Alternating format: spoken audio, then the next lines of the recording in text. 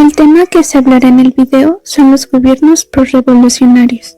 Analizaremos sus consecuencias y efectos en la sociedad y sus similitudes con las reglas de Maquiavelo. A continuación, le doy la palabra a mi compañera Trisha. Los gobiernos postrevolucionarios inician con el presidente Álvaro Obregón, que expide el 9 de marzo de 1922 la Ley Orgánica del Cuerpo Diplomático y el 15 de febrero su reglamento. Al término del movimiento revolucionario y como consolidación del Estado mexicano, se adopta el 5 de febrero de 1917 la Constitución Política de los Estados Unidos Mexicanos. Se determina que el Congreso de la Unión, a través de la Cámara de Senadores, analizará la política exterior desarrollada por el Ejecutivo Federal y ratificará los nombramientos de los agentes diplomáticos y cónsules generales, así como los compromisos internacionales que en el nombre de México se concerten. Este gobierno también da inicio a los gobiernos de Venustiano Carranza, Adolfo López de la Huerta y Álvaro Obregón. Los gobiernos postrevolucionarios tienen que ver con el primer concepto de Maquiavelo, pues como bien lo dice, el primer concepto nos habla de que es mejor ser temido que amado. Y esto lo podemos ver claramente en el gobierno de Porfirio Díaz, quien era una persona dictadora y por ende tenía un poder sobre la sociedad. Cuando su poder se acaba, vemos claramente que los gobiernos no duran mucho, pues no tenían esa autoridad como la tenía Porfirio Díaz. Y al final nos damos cuenta que se queda el gobierno de la persona que sigue ese ejemplo de Maquiavelo, pues al final se quedó la persona que tuvo más autoridad, a la que más miedo le tenían. Consecuencias de los gobiernos prosrevolucionarios. Bueno, el primer gobierno posrevolucionario fue el de Venustiano Carranza. Este trajo cambios como la duración de los periodos presidenciales, los cuales ahora serían de 6 años. Pero este también trajo consecuencias como la afectación de intereses extranjeros y luchas agrarias. Bueno, esto fue causado por el incumplimiento estipulado en el artículo 27, el cual se refería a las propiedades de las tierras. También tuvo problemas con el artículo 23, el cual era referente al trabajo y también estipulaba que toda persona tiene derecho a un trabajo digno y sociablemente útil. El segundo imperio posrevolucionario fue el de Adolfo de la Huerta.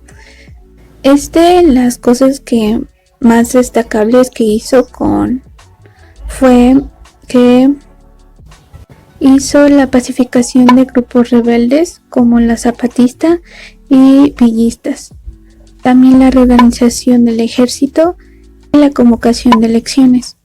Después estuvo Álvaro Obregón, el cual fue el que le dio inicio a la campaña cultural más importante del país, la Secretaría de Educación Pública, SEP. También reorganizó la enseñanza primaria. También se construyen escuelas en toda la región y se impulsó la educación técnica industrial y comercial. Después está Plutarco Elías Calles. En su gobierno se estableció el Banco de México, el Banco de Crédito Agrario y la Comisión Nacional Bancaria. Por último está el Maximato, el cual fue dirigido por Plutón Elías Calles. En este gobierno se amplió la red telefónica, se acaba la guerra cristera en 1929, se rectifica la libertad de culto y se inaugura el Palacio de Bellas Artes.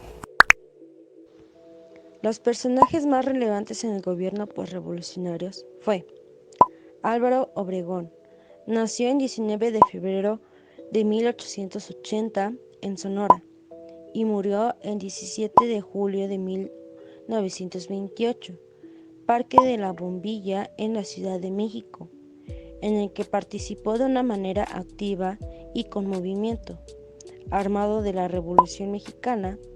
Al convertirse en presidente, dio en concluir el proceso de panificación nacional con Adolfo y entregó las tierras a los campesinos. Venustiano Carranza nació el 29 de diciembre de 1859 en el estado de Coahuila y murió el 21 de mayo en Tlaxcala. Tuvo que dirigir y reconstruir la vida política por revolucionarios. Plutarco Elías Calles nació el 25 de septiembre de 1867 en Heroicas, Guaymas, y murió el 19 de octubre de 1945 en la Ciudad de México.